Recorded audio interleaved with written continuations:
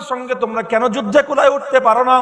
মুসলমানদের হাতে এমন কোন শক্তি আছে যেই শক্তি তোমাদের হাতে নাই? আর তোমাদের হাতে কোন এমন শক্তির অভাব আছে যেই শক্তি মুসলমানদের হাতে আছে? আমি জানতে চাই। তোমরা সংখ্যায় বেশি, আমাদের সেনাবাহিনী অনেক বড়, আমাদের সেনাদের সৈনিকদের অস্ত্র ট্রেনিং তাদের উন্নত, সব দিক থেকে আমরা বেশি, আমরা উন্নত। কিন্তু যতগুলো যুদ্ধ হয় প্রত্যেকটা যুদ্ধে আমরা মুসলমানদের হাতে শোচনীয়ভাবে পরাজিত হই। কোন শক্তির বলে আজকে মুসলমানরা অপরাজেয়? কোন শক্তির কারণে আজকে আমরা তাদের কাছে প্রত্যেকটি রণাঙ্গনে পদানত? জবাব দাও দেখি। তোমরা যারা মুসলমানদের সঙ্গে লড়াই করেছো, কেউ কোনো কথা বলে না। গোটা মজলিস পিনপতন নীরব। একজন বৃদ্ধ সৈনিক দাঁড়িয়ে বলল, জাহাপনা গুস্তাখি মাফ করবেন, যদি আমাকে অভয় দেন। আমি বিভিন্ন রণাঙ্গনে মুসলিম বাহিনীর সঙ্গে লড়াই করেছি, আমাদের মধ্যে আর মুসলমানদের মধ্যে শক্তির তারতম্যটা কোথায় আমি খুঁজে বের করেছি। যদি আমাকে আপনি অভয় দেন,